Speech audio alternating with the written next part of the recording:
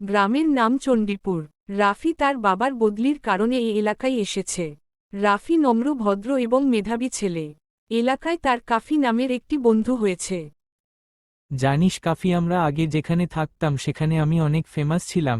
আমি সেখানে ধাঁধার চ্যাম্পিয়ন ছিলাম। আমি তো ছোটবেলা থেকেই দাদা দাদির সাথে এই গ্রামেই থাকি। দাদির থেকে অনেক ধরনের গল্প শুনেছি। একসময় এই এলাকায় ভূতের উপদ্রব ছিল। এখনো কিছু জায়গায় নাকি ভূত আছে। দাদির কাছে গেলে শুনে নিস। এরপর আমরা সেখানে একটা ছেলেকে আসতে দেখতে পাই। তাকে দেখে রাফি বলে, এই ছেলেটিকে সবসময় দেখি কারো সাথে কথা বলে না, একাই থাকে। চল ওর সাথে কথা বলে আসি। এই ছেলে শুনো, এই ছেলে শুনো শুনো,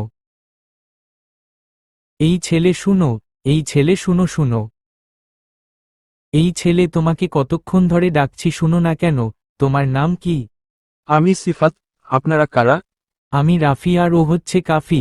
তোমার বাড়ি কোথায়? এই পাশে আমার বাড়ি। আপনারা কি যাবেন? হ্যাঁ, অবশ্যই, কেন নয়। এরপর রাফিরা সিফাতের সাথে তার বাড়ির দিকে রওনা দেয়। তোমার বাবা মা কি করে, সিফাত? বাবা মা তো নেই। তাহলে তুমি কার সাথে থাক? গেলেই জানতে পারবেন। সিফাত, তুমি এখানে কোথায় থাকো? এ এলাকায় তো বেশি লোকজন থাকে না। হ্যাঁ, এ এলাকায় খুব বেশি লোকজন থাকে না। আর একটু সামনেই আমার বাড়ি। কথা বলতে বলতে তারা সিফাতের বাড়ির কাছাকাছি পৌঁছে যায়।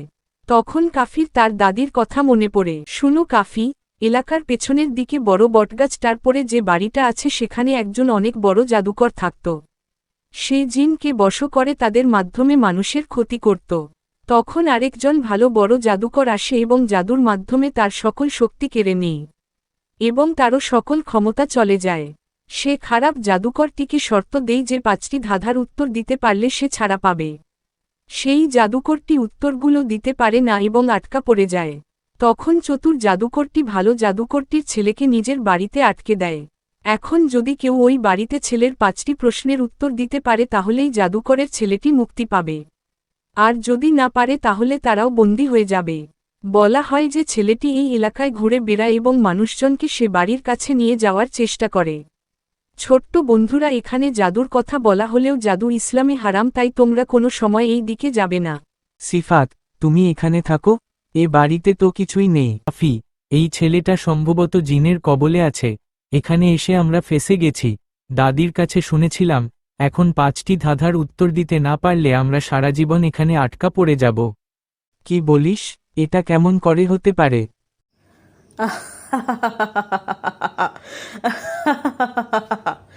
ওই ঠিক বলেছে।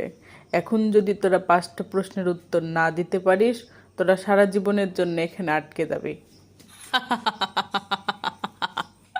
তোদের প্রথম ধাঁধা, বলতো লাল গরু সব খায় কিন্তু পানি খেলে মরে যায়, জিনিসটা কি?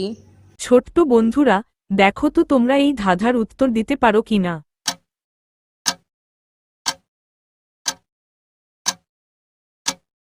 বন্ধু, আমার মাথায় তো এর উত্তর কোনোভাবেই আসছে না। এখন আমাদের কি হবে? হ্যাঁ, এর উত্তর হবে আগুন। কারণ আগুন সবকিছুকে জ্বালিয়ে দেয় কিন্তু পানিতে নিভে যায়। ছোট্ট বন্ধুরা, তোমরা কি উত্তরটি পেরেছিলে? তোরা প্রথম ধাঁধা পেরে গেছিস। তোদের দ্বিতীয় ধাঁধা হলো, বলতো তোরা 4 ভাই, এক ভাইয়ের নাম উত্তর, আরেক ভাইয়ের নাম দক্ষিণ, আরেক ভাইয়ের নাম পূর্ব, হলে চতুর্থ ভাইয়ের নাম কি? ছোট্ট বন্ধুরা, দেখো তো তোমরা এই ধাঁধার উত্তর দিতে পারো কিনা।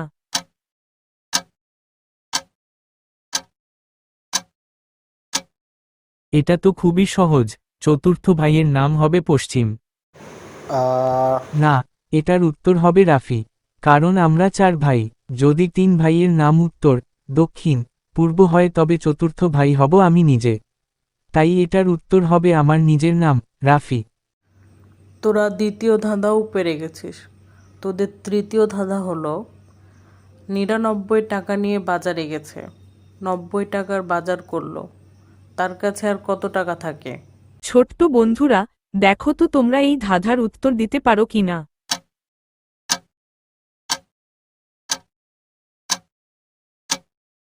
এটা তো খুবই সহজ ধাঁধা। এটার উত্তর হবে 0 টাকা।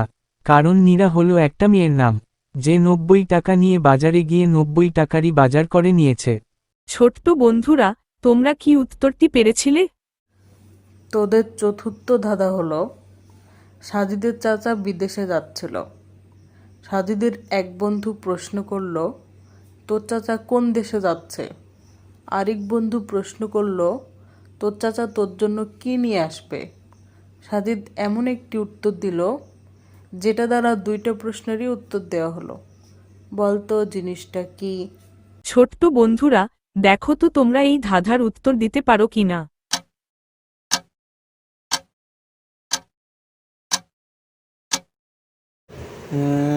হ্যাঁ, পেয়ে গিয়েছি। এটার উত্তর হবে জাপান। এগুলা তো খুবই সহজ ধাঁধা। তোরা প্রথম 4টা ধাঁধার সঠিক উত্তর দিয়েছিস। এখন শেষ ধাঁধার উত্তর দিতে পারলেই তোরা মুক্ত হয়ে যাবি, নইলে আজীবন এখানে বন্দি থাকবি। একটা পুলিশ নো এন্ট্রিতে গার্ড দিচ্ছিল। একটি অটোওয়ালা সেখানে ঢুকে পড়ল, কিন্তু পুলিশটি তাকে কিছুই বলল না। কেন? ছোট্ট বন্ধুরা, দেখো তো তোমরা এই ধাঁধার উত্তর দিতে পারো কিনা।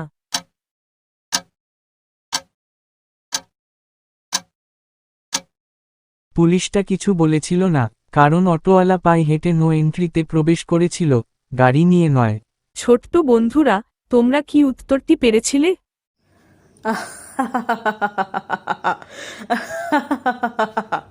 তোরা আমাকে মুক্ত করেছিস, তাই তোদের যে কোনো 3টি ইচ্ছে আমি পূরণ করব। তোদের যখনই কিছু চাওয়ার থাকবে আমার নাম ধরে ডাকবি, লালা আয়, লালা আয়, লালা আয়।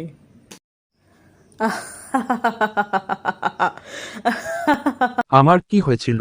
আমি এখানে কেন? অনেক বড় গল্প, চলো তোমাকে যেতে যেতে শোনাচ্ছি। এরপর তারা সিফাতকে পুরো ঘটনা শোনায়। পর সিফাত কাফিদের সাথেই থাকতে শুরু করে। ছোট্ট বন্ধুরা, যদি তোমাদের ভিডিওটি ভালো লেগে থাকে তাহলে চ্যানেলটি সাবস্ক্রাইব করো, লাইক কমেন্ট এবং শেয়ার করে আমাদের পাশে থাকো। আসসালামু আলাইকুম।